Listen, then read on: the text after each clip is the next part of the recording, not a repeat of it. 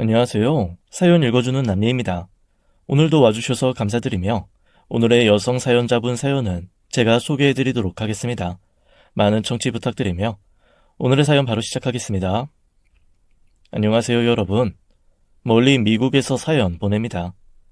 유튜브의 인기는 생면부지의 낯선 이들의 이유처럼 하나로 묶어주는 것 같군요. 이곳에 이민 와서 생활한 지 연 4년, 지구촌이라는 말이 요즘처럼 피부에 와닿기는 처음입니다. 그전에는 인터넷으로 필요한 정보를 얻는 정도였는데 말이죠.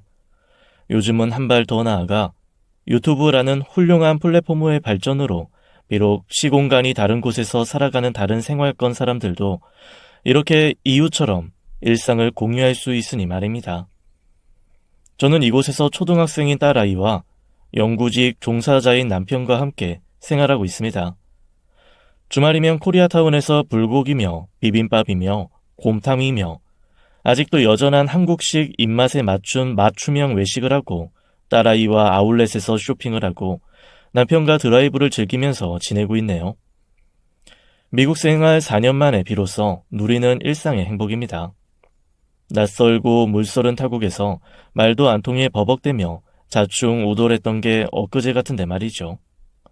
4년 전 7살이던 딸아이를 데리고 미국행 비행기에 몸을 실었을 때만 해도 이런 일상이 오리라곤 생각도 못했습니다. 이민 후에 한동안 아이가 현지 생활에 적응 못하고 영어도 생각보다 늘지 않아 고생이 많았거든요. 헌데 지금은 현지인 만큼 영어 회화가 능숙하고 학교 생활도 잘 해내고 있어 다행이다 싶습니다. 아이가 끝내 미국 생활에 적응 못하면 어쩌겠어요. 싫든 졸든 다시 한국으로 짐 싸고 돌아가야지. 헌데 아이는 그런 제 마음을 알고 있는 것처럼 도망치듯 떠나온 한국 땅에 대한 미련도 아쉬움도 안 남게 현지 생활에 완벽히 적응했네요. 4년 전 미국행 비행기에서 어린 딸의 손을 부여잡고 전 눈물을 삼켜야 했습니다. 어쩌면 이제부터 엄마 혼자 널 책임지게 될지도 몰라. 엄마 이제부터 싱글맘으로 살게 될 거야. 엄마 선택을 이해해줄 수 있지 우리 딸? 속으로 그렇게 딸아이한테 이해를 구하며 저는 잠든 딸아이를 품에 안았습니다. 그때 남편과 헤어져 딸아이를 저 혼자 책임져야 할 상황이었거든요. 저는 당시 남편한테 이혼 서류를 던져주고 알아서 가정법원에 접수하라고 했습니다. 미국에서 법률 대리인을 구하는 대로 그를 통해 적극적으로 이혼 과정을 협의할 테니 미국행을 말리지 말라고 했죠. 한국에서 그것도 시어머니와 같은 집에서는 단 하루도 같이 지낼 수 없었으니까요. 헌데 애아빠는 제 생각과는 달리 이혼 대신 어머니께 절연을 구하고 저와 아이를 선택했습니다. 한편으로는 기뻤지만 그렇다고 저 때문에 천륜을 끊게 할 순 없는 일이었죠. 저한테야 남보다 못한 분이셨지만 남편한텐 세상에 한 분뿐인 어머니시니 저는 남편한테 어머님을 선택하라고 했습니다. 허나 남편이 싫다고 하더군요. 자기한테도 어머니란 존재가 버겁고 이해 안 되기는 마찬가지라네요. 저는 이곳 미국에 연고가 전혀 없었던 것은 아닙니다. 친정 부모님이 오빠 내외를 따라서 이곳으로 이민 오신 게 15년쯤 전이니까요. 당시 저는 막 결혼을 해서 신접 살림을 시작할 때라 친정 부모님이 같이 이민 가자고 하시는 걸 거절했습니다. 저는 당시 일평생 과부 몸으로 남편을 키워낸 시어머니를 모시고 신혼생활을 시작했었죠. 그때 우리 세 식구가 마음 맞춰 잘 살 줄 알았습니다. 우리 가정을 소나기에 놓고 주무르는 연꽃 보살의 존재를 알지 못했을 때였으니까요. 지금 생각해도 연꽃 보살은 정말 곱씹고 싶지 않은 우리 가족과는 악연인 존재랍니다. 그런 삼류 무속인한테 노란한 시어머님을 저는 지금도 이해할 수가 없으니까요.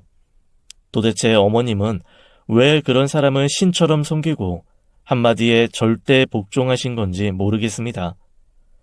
이제 차차 사연을 풀어놓겠지만 저는 무속에 빠진 시어머니와의 갈등으로 과거 남편과 이혼 위기에 처했고 하나뿐인 딸아이를 잃을 뻔했네요. 궁금하실 텐데 그럼 본격적으로 사연 시작하겠습니다. 저는 올해 40대 중반인 워킹맘으로 대학에서 이공계 학과인 환경공학과를 전공했죠. 남편 역시 같은 이공계 학과를 전공한 공학도로서 우리 대학 연합 동아리에서 만났습니다. 저는 신촌에서 대학을 다녔고 남편은 안암동에서 대학을 다녔는데 대학 시절 연합 동아리에서 만나 교제를 시작했죠. 저와 남편은 삼라만상 모든 현상을 과학적 가설과 추론으로 풀어내기 좋아했습니다. 과학이야말로 인류가 만든 가장 최고의 학문이라고 생각했거든요. 그런 만큼 비이성적인 것, 비과학적인 걸 병적으로 혐오했습니다.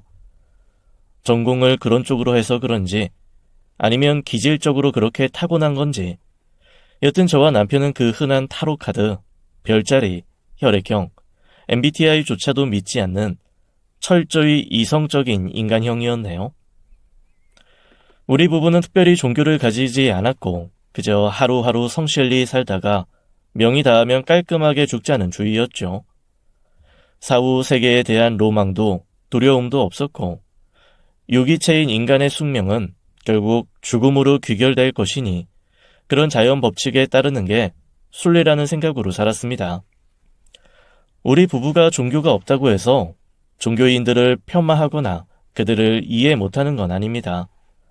누구에게나 자신만의 신이 있고 신을 섬기는 자유가 괜히 있겠습니까?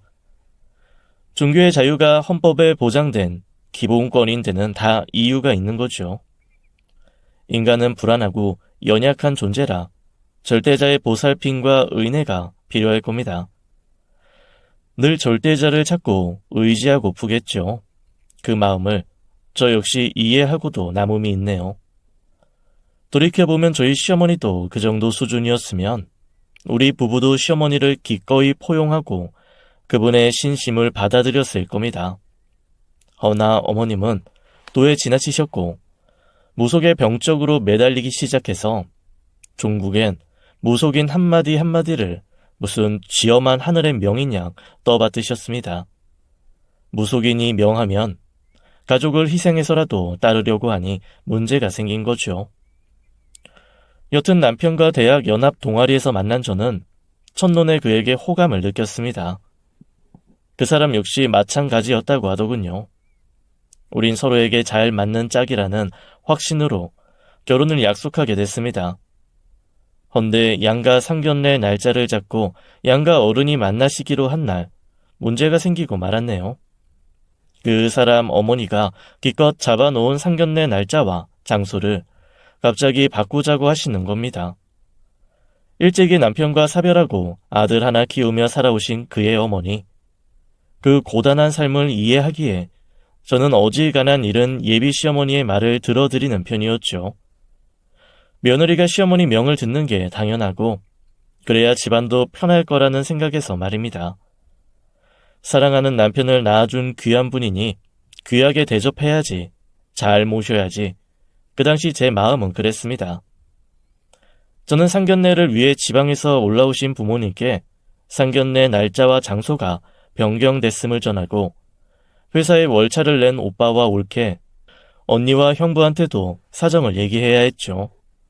솔직히 특별한 이유를 저는 그 사람한테 전혀 듣지 못해서 내심 의아해했습니다. 양가 가족이 움직이는 날인데 돌연 예비 시어머니의 변덕으로 날짜와 장소가 바뀌는 건 여러 가지 면에서 불합리한 처사라고 생각됐거든요. 모두가 이해할 만한 일이 아니고서야 어떻게 받아들일 수 있겠습니까? 해서 전 그 사람한테 이유를 물어봤네요. 자기야, 근데 어머님이 왜 갑자기 상견례 연기하신 거야? 글쎄, 아침에 거울이 깨졌다고 하시던데. 그게 무슨 말이야? 거울 깨진 거랑 상견례랑 무슨 상관인데? 그러니까, 내가 말 안 했나? 우리 엄마가 그런 쪽으로 좀 특별하시거든. 그런 쪽이 뭔데? 왜 그런 거 있잖아. 노인네들 기복신앙이랄까? 왜 뻑하면 귀신 타령하고 무슨 일이든 길일부터 던지고 애고 없는 날 잡고 그런 거. 아, 무속신앙? 샤머니즘 말하는 거지? 그래, 그런 거. 나 엄마 뱃속에 있을 때 아버지 사고로 돌아가시고 청산과부로 평생을 살아오셔서 그런지 모든 걸 당신 팔자, 복, 귀신, 사주, 그런 거에 매달려서 사셔. 아무래도 당신 힘으로나 의지로는 힘든 세상 살이었을 테니까. 그렇겠지. 요즘도 그런데 그때야 더 말해 뭐해? 싱글맘으로 살아가는 게 힘드셨겠지. 한편으론 이해가 되는데 근데 우리 상견례도 어머니가 잡으신 거야. 시간이며 장소며. 어머니 고르고 골라서 손 없는 날에 풍수지리적으로 물이 많고 기운이 좋은 곳이라야 한다고 해서 여의도로 잡은 거잖아. 우리 집에서나 자기네 집에서나 여의도 솔직히 너무 멀지만 어머님이 거기 아니면 안 된다고 하셔서 거기 한정식 집으로 잡은 거잖아. 주말이라 따블로 내고 룸 예약하고. 근데 이제 와서 장소도 다른 곳으로 다시 잡아야 한다고 하시는 건 좀 그래. 자기가 어머님께 얘기해봐. 나도 같은 생각인데 엄마한테 내 말이 먹혀야 말이지. 좋은 게 좋은 거라고 엄마 기분 맞춰드리려고 웬만한 건 엄마 뜻을 따르는 편이야. 그치만 나도 가끔은 답답할 때 있어. 왜 저러나 싶기도 하고. 자기가 엄마 만나서 잘 말씀드려봐. 또 알아. 아들 말은 안 들어도 며느리 말은 들을지. 아들이라면 죽고 못 사는 양반이 당신 목숨보다 귀한 자식의 말도 안 들을 정도라니. 맹목적으로 심취해 있는 무속이라는 게 대체 뭘까 싶더군요.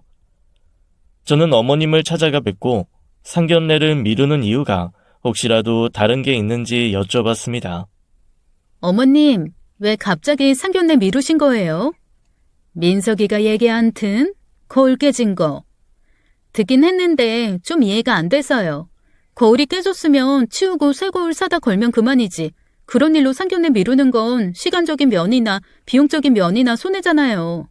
당장 어머니, 우리 그 식당에 50만 원 물었어요. 룸 하나 예약한 거 그대로 공쳤다고. 악귀한테 당해봐야 정신을 차리지 얘가. 미리미리 조상님이 조심하라고 사인해 주시는데 감사합니다 인사는 못할 망정 지금 뭐라는 거야? 너 혹시 고깟 돈 50만 원 아까워서 이러냐? 아니요, 지금 돈이 문제가 아니라 왜 그런 일을 하시냐는 거죠. 그깟 귀신들이 뭐라고. 얘 좀 봐. 너 큰일 나래구나. 그깟 귀신이라니. 아이고, 조상님, 성주님 잘못했습니다. 이 철없는 게 입 밖으로 나오는 대로 짓거리네요. 오해 마시고 노여움 푸십시오. 이 늙은 게 대신 용서를 빕니다. 문신님, 측신님, 노여움 푸시고 용서해 주십시오. 어머님은 동서남북 사방에 대고 굽신대며 빌고 또 비시더군요. 너무 간절하게 비시는 바람에 뭐라고 할 말이 다 없었습니다. 어머님이 그렇게 연신 머리를 조아리고 눈에 뵈지도 않는 귀신들 마음을 달래느라 애를 쓰시는 동안 저는 그저 황당하기만 했죠. 이 상황을 어떻게 받아들여야 하나 난감해 하는데 그런 저를 보고 어머님이 벌컥 화를 내시더군요. 예, 너무하고 있어. 안 따라하고. 나처럼 빌어 너도. 저도요? 그럼 너도 해야지. 네가 이 사다를 만들었는데 구경만 하려고 했니? 저는 마지못해 어머님을 따라 사방에 굽신굽신 빌어댔습니다. 근데 어머님 이러는 거 안 하셔도 될 것 같은데. 이런다고 뭐가 달라지겠어요. 괜히 어머님만 피곤하지. 안 그래도 어머니 허리도 안 좋으시면서. 얘가 왜 이렇게 같은 말을 하게 해? 거울 깨진 거 보면 몰라? 앞으로 당할 액을 막는데 지금 허리 아픈 게 대수니? 거울 깨진 게 마음에 걸리신 거면 그거 과학적으로 제가 설명해 드릴까요? 어머니, 그건 여러 가지 이유가 있는데요. 과학적으로 어머님 뜨거운 온수로 샤워하시고 환기 안 시키셨죠? 그러니 수증기가 공기압과 재래식 욕실에 온도차가 커서 거울이 걸린 이음새가 벌어지는 거예요. 특히 어머님 댁 욕실은 외풍이 심하고 창문틀이 벌어져서 바람이 많이 들어오잖아요. 근데요, 솔직히 이렇게 거창하게 과학적인 근거 들이댈 일도 아니거든요. 지난번에 봤더니 못이 휘어져서 덜렁덜렁 하던데. 그러니까 거울이 떨어져서 박살난 거죠 뭐. 너나 아는 거 많아서 좋겠다. 아주 세상만사를 다 아는 채를 하네 얘가. 그런 거 아냐. 그거 큰일 날 징조야. 넌 젊은 애가 왜 그렇게 둔하니? 딱 보면 몰라? 성주님이 크게 탈난 것 같으니까 미리미리 조심하라고 징조로 보여주시는 거. 근데 너 오늘 얼굴이 왜 이렇게 거무튀튀하고 기운이 안 좋아 보이니? 너 혹시 어디 이상한 데 갔다 왔니? 이상한 데요? 아, 친구 할머니가 돌아가셔서 아침에 장례식장에 잠깐 들렀어요. 거봐. 어쩐지 그렇다 싶더라니. 양쪽 어깨에 귀신 붙었어. 동자 귀신. 내 이것들을 그냥, 이것들이 여기가 어디라고 여기까지 붙어왔네. 당장 안 가? 니들 사는 대로 가. 너 얼른 옷 벗어. 옷을요? 왜요? 단어 찰되라고 하는 짓이니까 토달지 말고 팬티 브라자만 남기고 홀랑 벗어 어서. 속옷만 남기고 다요? 그래, 어서. 민그적거리다가 큰일 나예. 얼른 떼버려야지. 어서 옷 벗고 앉아있어. 어머님은 저한테 속옷만 남기고 몽땅 옷을 벗으라고 하시고는 부엌에서 굵은 소금 한 바가지와 팥 한 바가지를 들고 오시더군요. 그리고는 저를 무릎 꿇려 앉히시고는 중얼중얼 주문을 외시더니 제 머리 위에 소금과 팥을 번갈아 뿌려대며 소리치셨습니다. 썩 꺼져라. 이 잡귀신, 이 악귀들. 우리 며느리 몸에서 당장 꺼져. 여긴 니들이 놀 판이 아니여. 어여 니들 사는 대로 가버려. 이것들이 아주 고약한 것들일세. 들러붙어서 사람진을 빨아먹으려고 머리에 피도 안 마른 것들이 어디서. 동자귀신 이것들 당장 썩 꺼져. 조상님, 성주님, 우리 새아기 굽어 살펴주시고 부디 지켜주시옵소서. 비나이다. 맨살에 어머님이 세게 뿌려대는 소금과 팥을 맞고 있자니 피부가 벌겋게 부어오르더군요. 안 그래도 아토피로 피부과를 정기적으로 다니고 있는 저로선 어머님의 행동이 폭력적으로까지 보였습니다. 하지만 참아야 했죠.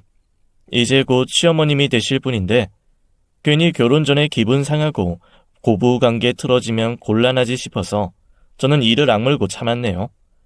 21세기에 달나라로 소풍 가는 시대에 여자 우주인을 배출하고 선진국 대열에 합류한 IT 강국인 대한민국에서 이 무슨 황당한 일인가 싶었지만 그날은 그저 어머님이 하시는 대로 지켜보면서 참았습니다. 그렇게 우여곡절 끝에 상견례와 결혼식을 올리고 저는 어머님을 모시고 신접 살림을 시작했죠. 어머님은 결혼 후 직장 생활을 하는 저를 대신해 살림을 맡아주셨네요. 덕분에 저는 마음 편히 직장 생활을 할 수 있었죠. 어머님은 늘 저와 남편을 위한 부적을 써오셨습니다. 삼배 팔난을 막는 액마기 부적을 시작으로 회사에서 하는 일 술술 풀리라며 재수부적, 돈 많이 벌어서 잘 살라는 돈부적, 남편과의 애정부적, 신살부적, 악살부적, 소원성취부적, 교통사고 예방부적 등 수없이 많은 부적을 받아오시더군요. 그리고 그 부적들을 가방에 잘 넣고 다니라고 신신당부까지 하셨습니다. 어머님은 제가 부적을 소홀히 할까봐 걱정하셨고 우리 부부의 침대 시트 밑에 베갯잎 속에 감쪽같이 부적들을 숨겨놓곤 하셨네요.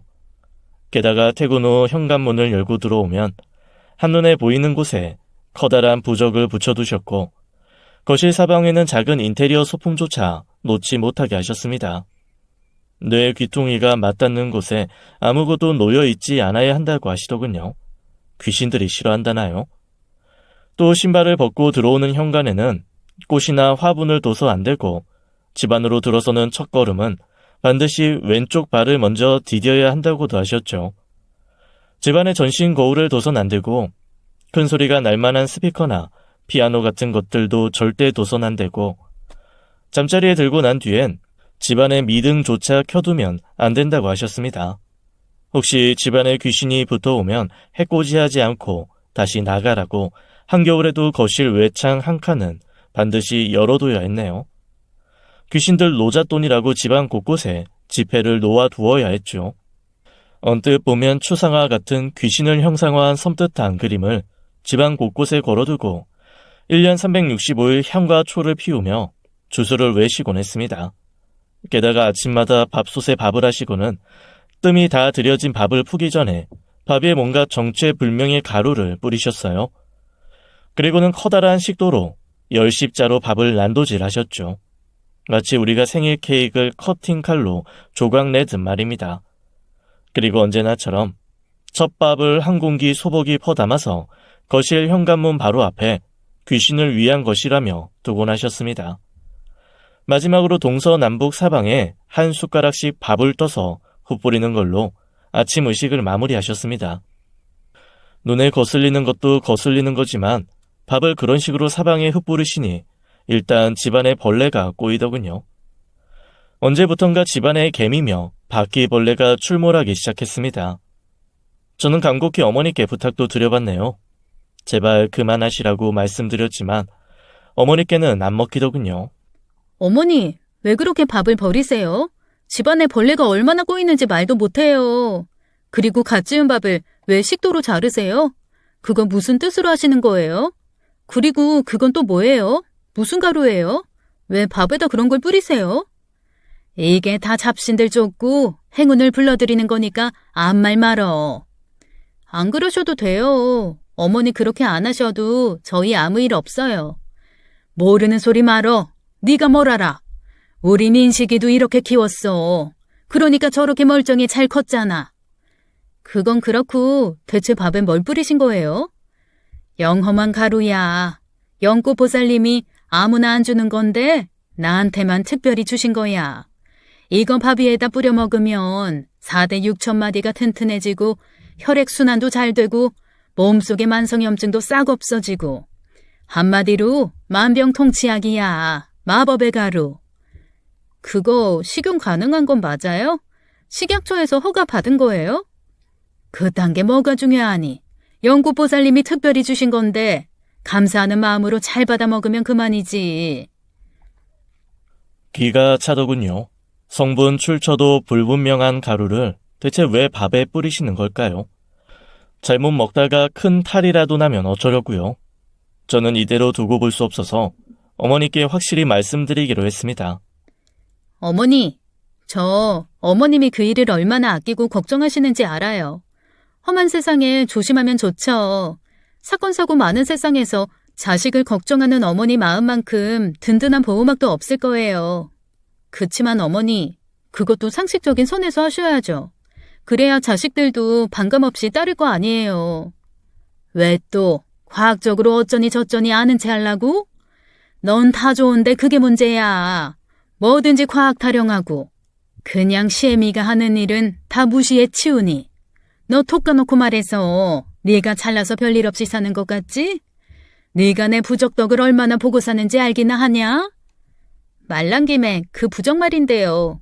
그런 거 한 장에 얼만지 제가 잘 몰라서 좀 알아봤는데 한 장에 비싼 건 100만 원도 넘는다고 하더라고요. 그거 어머니 때때마다 새로 받아오시는데 지금껏 부적값만 해도 얼마나 되는지 아세요? 걱정 말어. 네 월급 추갔네. 그거 다 내 돈이야. 니들이 용돈 쓰라고 준 거 한 푼도 안 쓰고 차곡차곡 모아둔 거야. 그러니까요. 용돈 드린 걸 왜 안 쓰고 엉뚱한 데 쓰시냐는 거죠. 저 차라리 어머니가 저희가 드린 용돈으로 옷 사고 가방 사고 구두 사고 맛난 거 사드시고 그러면 하나도 안 아까울 것 같아요. 얼마든지 용돈 더 드릴 수 있어요. 그치만 왜 저하고 그이하고 힘들여 번 돈으로 연꽃보살인가 뭔가 하는 여자 배불리는 건데요. 그 대신 연꽃보살님이 니들 보호해 주시잖아. 그 연꽃보살이란 점쟁이 저 좀 만나게 해주세요. 정말 그렇게 능력자인지 제가 좀 보고 판단하게요. 그분이 얼마나 영험하신 분인데 함부로 입에 올려? 네가 뭔데 그분을 판단하고 말고 하니? 영험한 분인지 아님 노인네들 상대로 사기쳐서 뜯어먹고 사는 사기꾼인지는 봐야 알겠죠. 야! 너 지금 말 다 했니? 얘가 식전 대바람부터 어디 하늘 같은 연꽃보살님을 씹어대. 너 당장 사과해. 당장 사과하래도. 연꽃보살님 함부로 욕한 거 당장 100배 사죄해. 사과는 그 여자 만나보고 할만하면 할게요. 그리고 이 가루는 버릴게요. 식약처 정식 허가 없는 성분 불분명한 거 식용 가능한지 아닌지도 모를 이런 게 얼마나 위험한지 알기나 하세요? 잘못 먹으면 사람 죽어요. 이거 제가 갖다 버릴게요. 저는 얼른 등 뒤로 정체불명의 가루를 숨기는 어머님 손에서 유리병을 뺏어서 잽싸게 욕실로 들어가 변기에 부어버리고 물을 내렸습니다. 뒤쫓아온 어머님이 제 등을 주먹으로 때려시며 아까워서 한탄을 하시더군요. 시어머니와의 대화는 늘 그런 식이었습니다. 어머님의 비상식적인 무속의 맹신을 남편과 저는 때때로 한바탕 언쟁을 통해 각성시켜드리다가 마리씨도 안 먹힐 땐 그저 포기하는 심정으로 어머님이 하시는 대로 두고 보다가 어머님의 행동이 심하다 싶은 날엔 남편과 둘이 합심해서 어머님을 뜯어 말리면서 그렇게 살아왔습니다. 그나마 저와 남편이 특별히 종교가 없어서 덜 부딪혔던 것 같네요. 우리가 일요일마다 교회든 성당이든 나가는 독실한 신자였다면 어머님과의 갈등은 아마 상상 초월이었을 거예요. 그렇게 세 식구가 지지고 볶으며 사는 동안 저희 부부한테는 예쁜 딸아이가 태어났고 시어머님도 무척이나 좋아하시더군요. 물론 아이 출산 과정에서도 웃지 못할 에피소드가 있었지만 말이죠. 저는 자연분만을 하려고 일찌감치 임산부 운동과 자연분만을 대비한 여러 가지 환경을 조성하고 생활 습관도 들여놨습니다. 진통이 오면 바로 병원으로 가려고 가방도 다 꾸려놓고 아이가 나오기만을 기다리고 있었죠. 헌데 어머님이 아직 진통도 없는데 무조건 병원에 가서 제왕절개를 하라고 하시는 게 아니겠습니까? 출산일을 기다렸다가 자연분만을 하겠다는 며느리의 뜻을 무시하고 왜 그렇게 제왕절개로 아이를 꺼내려고 하시는지 알 도리가 없었죠. 저는 수술은 싫다고 자연분만을 원한다고 분명히 말씀드렸고 남편 역시 동의한 일이라고 역성을 들어도 어머님은 요지부동이시더군요. 손 있는 날 애가 태어나면 큰일 난다며 연꽃 보살님이 좋은 날, 좋은 시로 날 받아줬으니 하늘이 두 쪽 나도 그날 그 시에 아이를 꺼내야 한다나요? 안 그래도 출산이 오늘 내일이라 숨쉬는 것조차 힘들어 죽겠는데 어머님이 말도 안 되는 고집에 짜증이 나더군요. 힘든 며느리는 안중에도 없고 그저 귀신 없는 날에 아이를 받아야 한다는 그 허무맹랑한 무속신앙이 저를 지치게 했습니다. 너 시애미 말 들어. 내가 다른 건 다 양보해도 내 손주 사주만큼은 양보 못해. 절대 안 돼. 진통 기다렸다가 애 받으면 까딱하다 재수 없으면 손 있는 날 태어나. 그럼 평생 그 재수 없는 사주팔자로 살아야 되는 거야. 어머니 제발요. 사주팔자가 다 뭐예요. 우리 애기 절대 그럴 일 없으니까 걱정 마세요. 아니 네가 뭐래도 이번엔 절대 양보 못해. 저도 양보 못해요. 왜 제 아이를 제가 아니라 어머님이 출산일을 결정해요? 그깟 사주가 뭐라고. 왜 자연분만 충분히 할 수 있는데 생으로 배를 째요. 길 가는 사람 붙잡고 물어보세요. 제가 잘못인지 어머님이 잘못인지. 내 손주 사주를 왜 길 가는 사람한테 물어보래? 넌 네 자식이 좋은 시와 때를 타고 나서 인생이 그냥 아스팔트 길 마냥 쭉쭉 뻗어서 성공하고 사는 게 싫으냐? 그게 싫은 게 아니라요. 당신 뭐하고 있어? 당신이 어머님한테 말씀드려봐. 엄마 그냥 이 사람 하고 싶은 대로 하라고 해요. 솔직히 이런 문제는 애 엄마 마음 아닌가? 엄마가 대신 애 낳아줄 것도 아니면서 이러는 거 월권이지. 그래, 내가 나서는 게 월권이고 주접이면 나 이 집 나갈란다. 한 집에서 더 살아서 뭐해? 말만 어른이지 자식놈들이 날 어른 대접도 안 하는데. 에이, 왜 기쁜 날 앞두고 집을 나가신대. 우리 애기도 세상에 나와서 할머니가 안아줘야 좋지. 그러니까 내 말 들으래도 내가 니들 나쁜 거 시키냐? 아무렴 애미가 돼서 자식한테 해가 되는 걸 시키겠냐고. 니들도 이제 애 낳고 키워봐. 그래야 애미 맘을 알지. 에이, 그래도 이 사람이 이렇게까지 싫다는데 엄마가 자꾸 그러면 곤란하지. 그럼 둘이 갈라서 시애미 말을 앞집 똥개처럼 여기는 며느리 나도 필요 없으니까 당장 갈라서고 넌 내 집에서 나가. 이제 우리 아들 안 사람도 아니고 내 며느리도 아니야. 남이야 남. 그러니까 나가 당장. 이혼 서류는 차차 보낼 테니까. 어머니, 그걸 지금 말씀이라고 하시는 거예요? 시애미가 손주 하나 있는 거 네가 그랬잖아. 애 하나만 낳을 거라고. 그럼 뱃속의 애가 내 유일한 혈육인데 달랑 하나뿐인 내 손주 좋은 사주 만들어주겠다는 할미원도 못 들어주면서 같이 살아서 뭐해? 정말 끝나지 않을 전쟁이었죠. 아이는 뱃속에서 요동을 치는데 엄마하고 할머니란 사람이 출산을 앞두고 언쟁을 벌이다니.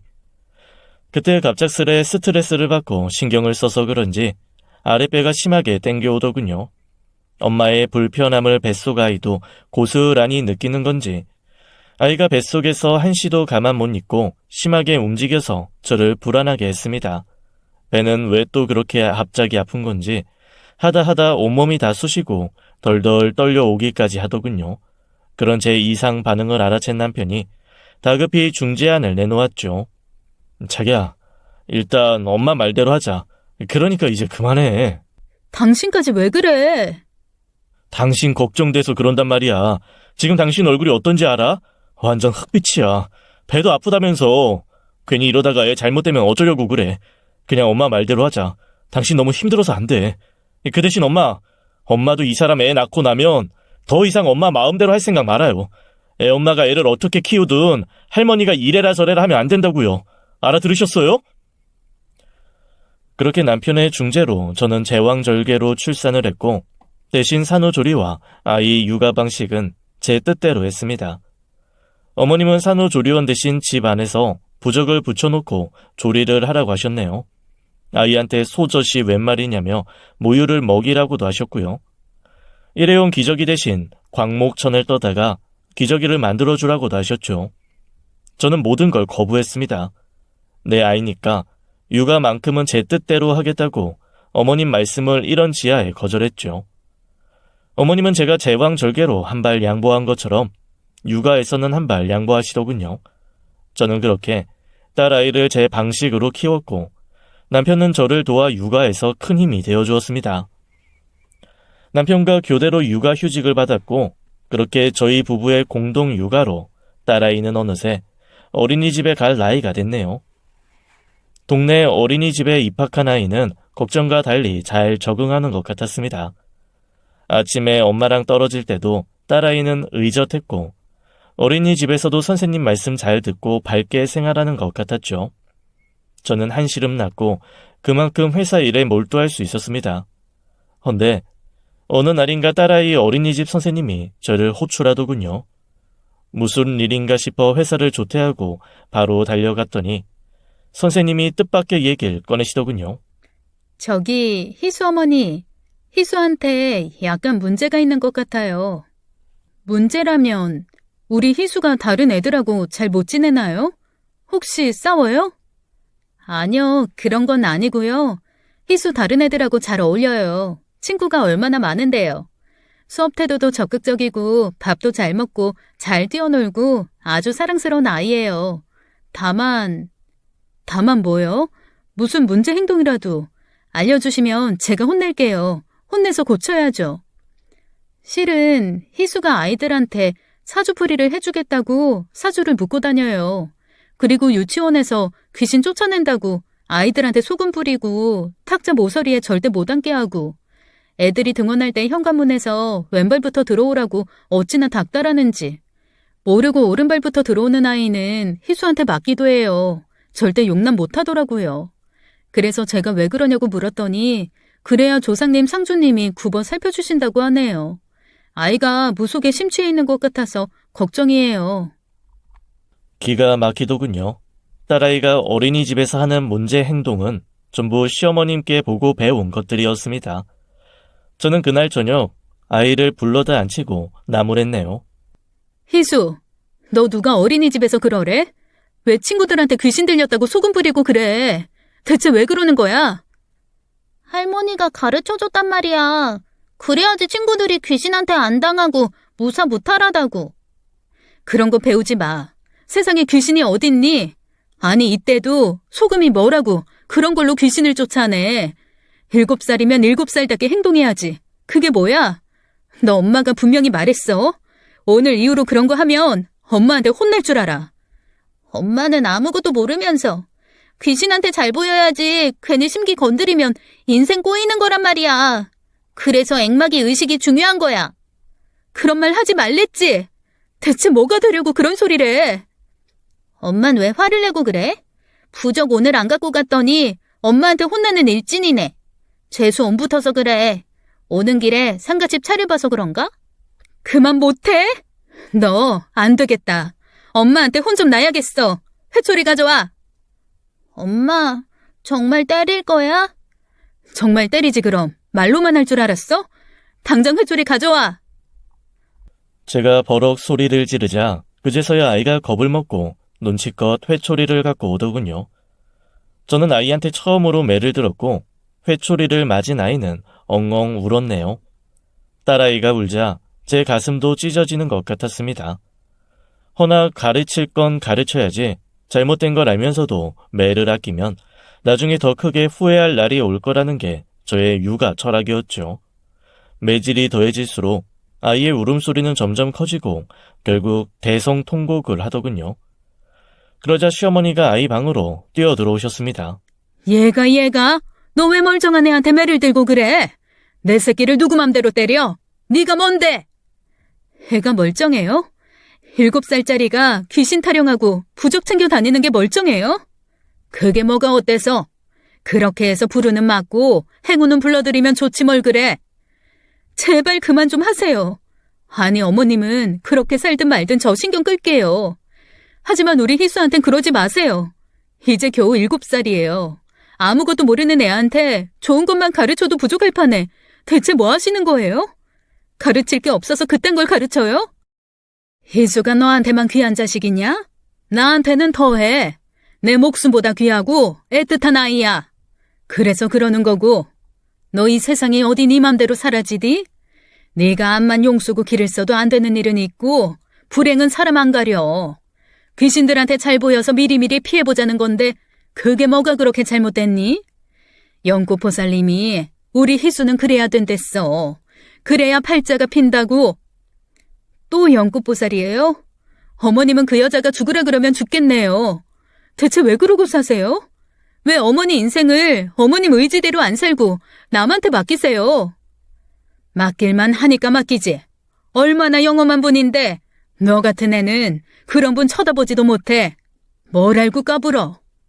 어머니, 희수 위하는 마음에서 그러시는 거면요. 그냥 희수 위해서 마음속으로 기도해 주세요. 아이 앞날 잘 되라고 그럼 되잖아요. 왜 그렇게 유난을 떨고 남들 안 하는 걸 하세요. 저 더는 어머님한테 우리 희수 못 맡겨요. 오늘부로 끝이니까 어머님 앞으로 희수 일에 일체 간섭 마세요. 유치원 하원시키는 것부터 해서 당장 손 떼세요. 제가 알아서 할 거니까.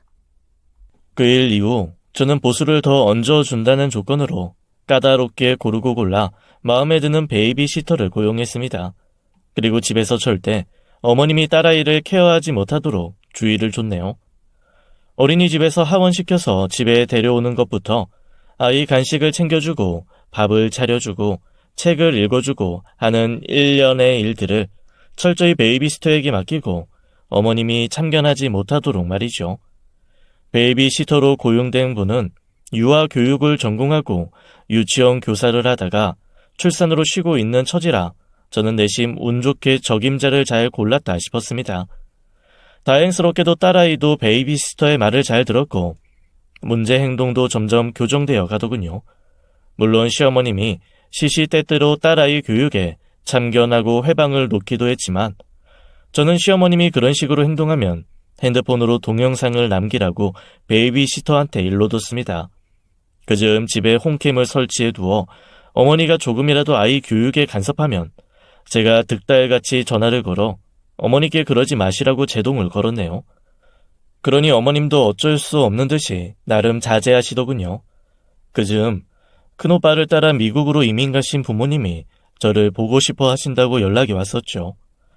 게다가 노인성 질환을 앓고 계신 아빠가 편찮으셔서 어쩌면 마지막이 될지도 모른다는 말에 저는 서둘러 미국행 티켓을 구했습니다. 남편도 기꺼이 동행해 주겠다고 했죠. 헌데 그때 마침 어린이집에서 감기를 옮아온 딸아이가 걱정이더군요. 약을 먹여도 열이 안 떨어져서 비행기를 탈 수 있을지, 그 긴 시간을 날아갈 수 있을지 말이죠. 결국 저는 남편과 상의 끝에 아이를 무리하게 데리고 가느니 두고 가기로 했습니다. 베이비시터한테 주의사항을 남기고 우리 애 잘 보살펴 달라고 신신당부하고 안 떨어지는 발걸음을 옮겼네요. 그렇게 미국행 비행기에 남편과 몸을 싣고 부모님과 오빠네 가족이 살고 있는 미국에 12시간 만에 도착했습니다. 저는 친정 식구들과 반가운 회포를 풀고 아픈 아빠도 살펴보며 꿈 같은 하루를 보냈네요. 그런데 그 다음날 한국에서 생각지도 못한 전화가 걸려왔습니다. 베이비시터가 숨 넘어가는 소리로 다급히 사정을 전하더군요. 희수 어머니, 큰일 났어요. 왜요? 집에 무슨 일 있어요? 우리 희수 아직 아파요? 병원에서 뭐라는데요? 병원에선 외래 몇 번 더 나오라고 했는데 인후염이 심해서 이비인후과도 가봐야 하고, 근데 소아과 더 못 갔어요. 희수 할머님이 어찌나 앞을 막아서는지 애가 아파서 다 죽어가는데 왜 병원에 못 가게 하나 모르겠네. 제가요, 할머니 낮잠 주무실 때 몰래 애 데리고 병원 가다가 할머니한테 걸려서 하마터면 몽둥이 찜질 당할 뻔했어요. 그게 무슨 말이에요? 그렇다고 병원을 안 데려가면 어떡해요? 의사 선생님이 몇 번 더 오라고 했다면서요. 사실은 저 잘렸어요. 애구 머구 냅두고 나가라고 할머님이 어찌나 역정을 내시는지. 당장 안 나가면 경찰 부르겠다고 하셔서 정말로 112에 전화해서 경찰이 출동할 줄은 몰랐네요. 어쩜 어르신이 그렇게까지 막 나가실까? 뭐라고요? 근데 왜 홈캠에선 그런 게 안 보여요? 왜 홈캠 꺼뒀어요?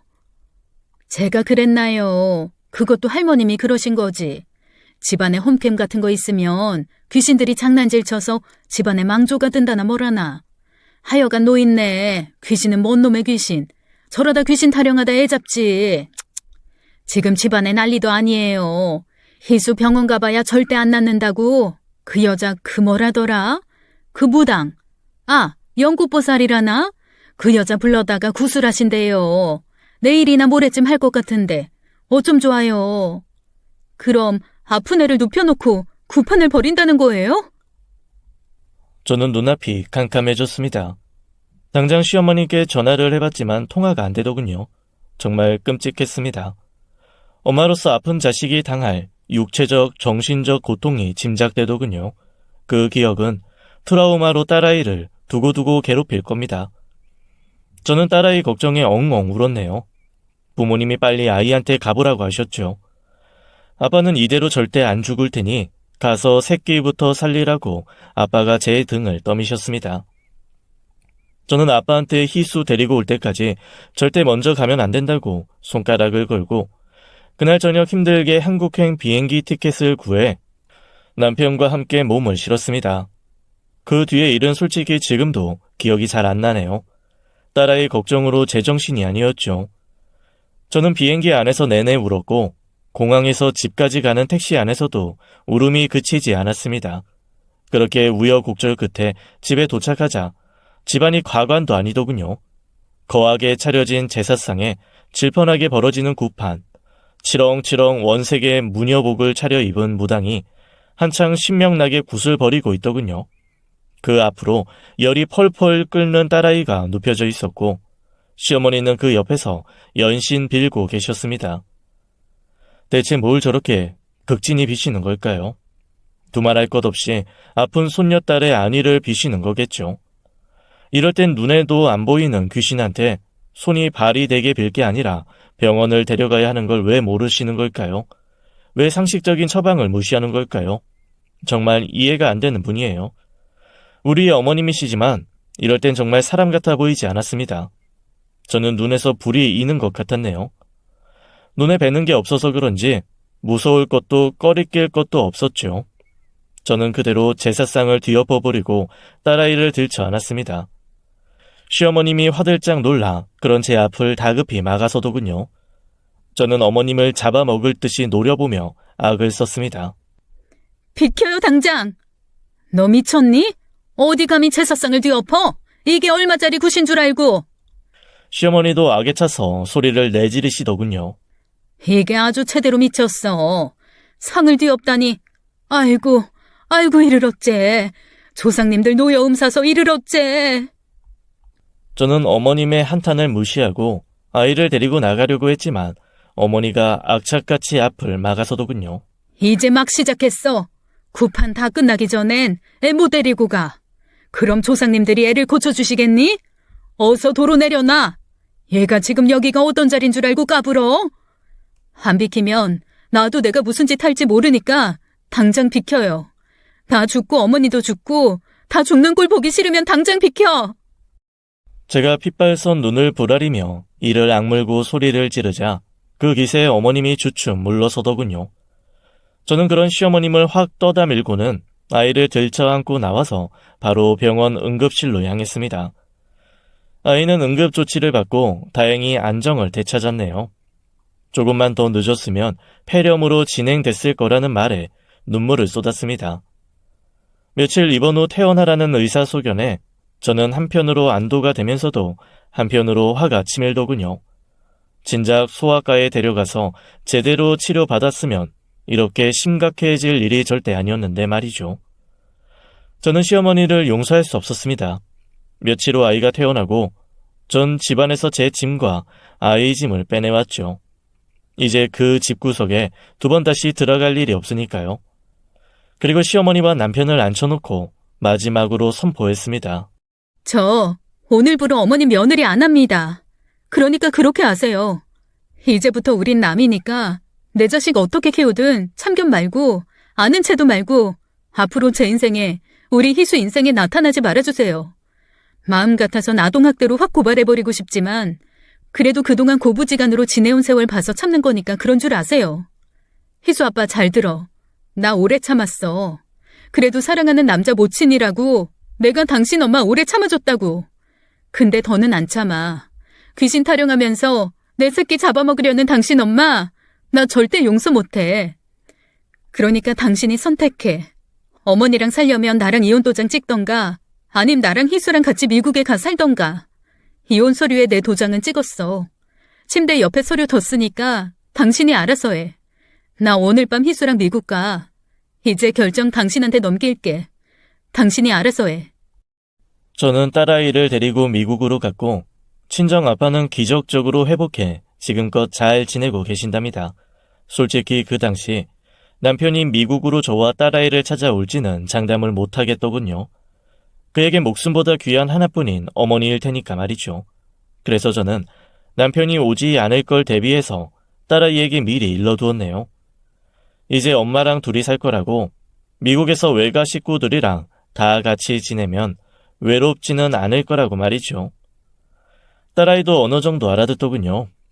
그렇게 딸아이와 미국 생활에 적응하느라 정신없이 지내던 어느 날 남편이 저를 찾아왔습니다. 딸아이를 데리고 남편 곁을 떠난 지 10개월이 되던 즈음이었네요. 남편은 많이 지쳐 보였습니다. 몸도 마음도 상처받을 대로 받은 것 같더군요. 저와 아이도 없이 오롯이 어머님과 단둘이 1년 가까이 지냈으니 많이 힘들었을 거예요. 남편은 그리웠던 딸아이를 부둥켜 안고 한참을 오열하더군요. 그런 남편의 모습에 제 눈시울도 뜨거워졌죠. 딸아이가 눈에 밟혀서 살아도 산 게 아니었다고 하네요. 남편은 당신 어머니를 끝까지 포기하지 않으려고 많은 대화를 시도했고 어머님의 무속을 끊어보려 별별 방법을 다 써본 모양이었죠. 하지만 안 되더랍니다. 어머님은 고단하고 외로운 청상 과부 시절부터 무속에 의지해 살아오신 분이니까요. 과거 당신 목숨보다 귀한 아들이 희귀병에 걸렸을 때 병원에선 다들 곧 죽는다고 했을 때 무속의 힘으로 병이 기적처럼 나았다고 믿는 분이라 절대 무속을 버리고 살 수 없을 거라고 하더군요. 남편은 어머니는 어머님의 삶을 살고 자신은 자신의 삶을 살기로 했다고 합니다. 어머님이 자식을 위해 무속에 빠지셨다면 자기는 자식을 위해 무속을 거부한다며 어머니 대신 딸아이를 선택했노라고 하네요. 기뻐해야 할지 슬퍼해야 할지 남편이 어머니 안 보고 사는 건 비극이겠죠. 그건 천륜을 끊는 일이니까요. 허나 무속에 빠진 어머니를 옆에서 지켜보며 사는 것도 지옥일 겁니다. 저는 남편의 선택을 존중하지만 그가 언제라도 다시 어머니를 받아들이고 왕래하며 지내겠다고 하면 굳이 말리지 않을 생각이네요.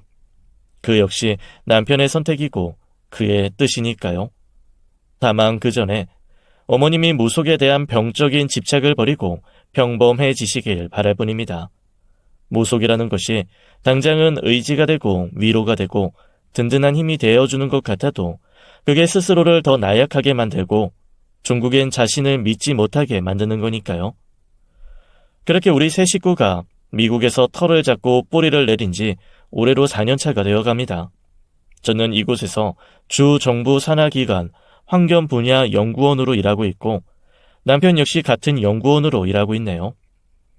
부부가 한 직장에서 일하는 게 사실상 힘든 일인데 우리 부부는 운이 좋았고 한 직장에서 근무하며 서로에게 조력자가 되고 경쟁자도 되면서 발전하고 있습니다. 남편과는 한 차례 심각한 이혼 위기가 있었고 당시 전 남편과 갈라서는 걸 기정사실로 받아들여 마음의 준비를 하기도 했지만 지금은 누구보다 잘 지내고 있네요. 한때는 시어머니였던 그분이 무속에서 헤어나와 다시금 건강한 멘탈을 갖게 되신다면 그럼 전 그분을 용서할 의사도 있습니다. 지난 4년간 제 마음도 넉넉해진 걸까요? 그분이 무속신앙에서 빠져나와 상식적이고 건강한 올바른 가치관을 갖게 되신다면 말이죠. 이번 주말엔 남편과 딸아이와 함께 코리아타운에서 한국식 집밥을 먹어보려고 해요. 미국식 패스트푸드에 질려서 그런지 주말에는 그런 호사를 누리곤 한답니다. 멀리 이국 땅 미국 로스앤젤레스에서 워킹맘 희수 엄마가 사연을 보냈네요. 고국에 계신 동포 여러분들이 잘 들어주셨으면 좋겠습니다. 그럼 다들 건강하시고 안녕히 계세요. 지금까지 사연 읽어주는 남녀였습니다. 끝까지 함께해 주신 여러분 감사드리며 저희는 다음 사연으로 돌아올게요. 감사합니다.